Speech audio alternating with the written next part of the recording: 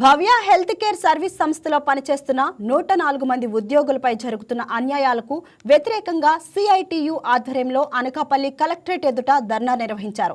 తమ వేతనాలను అన్యాయంగా తగ్గించడం, క్యాజువల్ లీవులను రద్దు చేయడం, ఉద్యోగాల నుండి తొలగించడం వంటి చర్యలను భవ్య యాజమాన్యం తక్షణమే నిలిపివేయాలని 104 మంది ఉద్యోగులు డిమాండ్ చేశారు. 5 సంవత్సరాలు సేవ చేసిన డ్రైవర్లకు కొత్త స్లాబ్ ప్రకారం వేతనాలు చెల్లించాలని, డిఈఓలకు ఆంధ్రప్రదేశ్ ప్రభుత్వ జీవో ప్రకారం నెలకు 18,500 వేతనం ఇవ్వాలని డిమాండ్ చేశారు. అలాగే సస్పెండ్ చేసిన రాష్ట్ర ప్రధాన కార్యదర్శి సస్పెన్షన్ను రద్దు చేయాలని కోరుతున్నారు. ఈ ఫార్మసీ వర్క్ అప్పచెప్పడం ఎంతవరకు కరెక్ట్ అని కూడా మేము అడుగుతూ ఉన్నాం.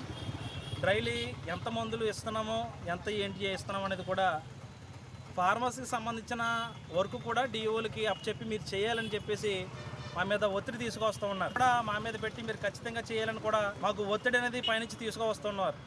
దీని విషయంలో ప్రభుత్వ అధికారులని, మా రాష్ట్ర నాయకులు ఎవరైతే ఉన్నారో, మా ప్రధాన కార్యదర్శి, రాష్ట్ర ప్రధాన కార్యదర్శి గారు తక్షణమే వెళ్ళి అక్కడ ప్రభుత్వ అధికారులతో మాట్లాడుతూ ఉన్నారు.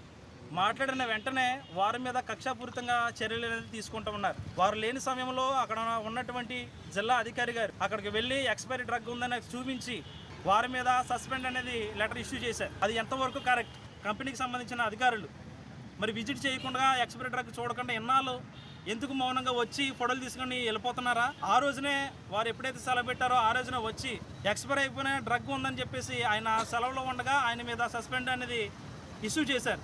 వెంటనే దాన్ని కూడా తక్షణమే ఎత్తివేయాలని కూడా మేము యాజమాన్యం కోరుతూ ఉన్నాం. మేము ఎవరికి చెప్పుకోవాలి మాకున్న సమస్యలు? ఈ రోజుల్లో అతి తక్కువ జీతాలకి 104 స్టాఫ్ అనేది పనిచేస్తూ ఉన్నారు. 12,000, 13,000 జీతాలతో ఈ రోజుల్లో కుటుంబాన్ని ఎలా గడుపుకుంటారు? ఈ వీడియో మీకు నచ్చినట్లయితే లైక్ కొట్టి షేర్ చేసి మా వైకే టీవీ ఛానల్ని సబ్స్క్రైబ్ చేయండి.